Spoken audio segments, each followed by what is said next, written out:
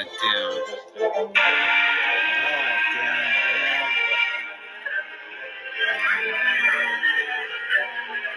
shit. I'm okay now. I hate my life. Oh, shit. My head hurts a lot. Hello there. Let me cut you in a good place. Talking about your butt. Yes. Facts, Part 31. In 2006, 5-year-old Robert Turner called 911 after his mother collapsed in her bedroom. But the operator hung up after asking him to put an adult on the phone and assuming it was a prank. 3 hours later, he called 911 again, and a different operator told him to stop prank calling. This time, police were sent to the home to deal with him, where they found that the mother of 10 had died from a heart attack. This is how the population of American buffalo dropped from 30 million to 300 in just 50 years. Most were killed by the U.S. military to deprive Native Americans of their primary food source. This elderly woman from Brooklyn is a hoarder who also happens to be legally blind. At some point in the 1990s, her son who lived with her in the home suddenly disappeared. In 2016, his fully clothed skeleton was found in a room filled with garbage. She'd been unknowingly living with his corpse for more than 20 years. Morbid. You make you feel like dancing. Get off the damn stage, you bitches.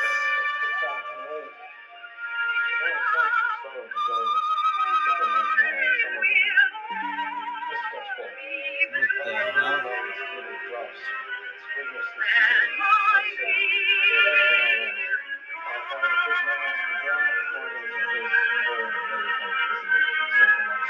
This sucks.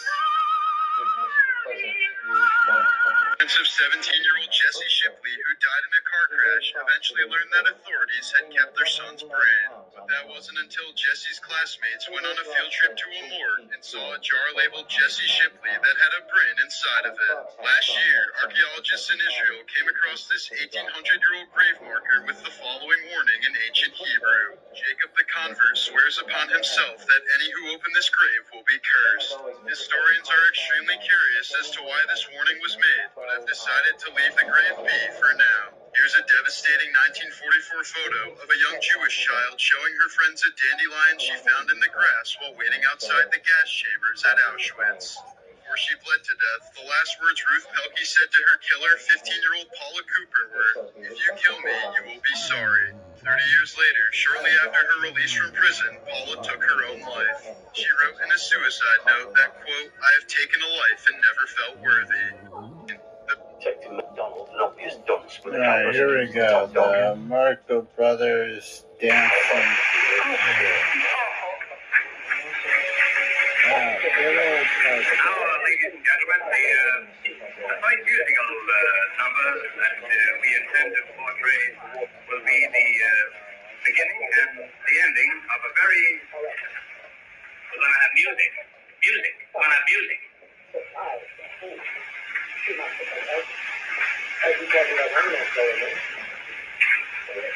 Now, the fight musical number on the program will be a piccolo solo, which we will skip. And the second number will be Signor Pastrami, the Lithuanian pianist.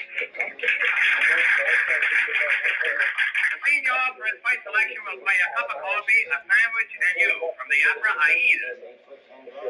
Signor, allow me to escort you to the diet. Signor Pastrami, what is the first number? Number one. Shit. Here are some morbid facts about World War II.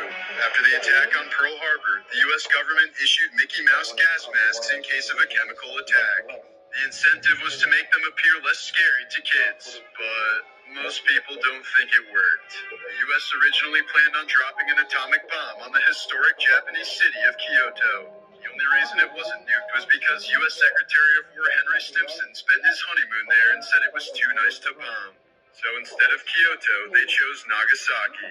In 1944, a Nazi officer ordered his troops to hold their fire to allow the rescue of an American soldier who had stepped on a landmine. When no one came for help, the officer went to rescue the soldier but stepped on a landmine himself, killing him instantly. There are some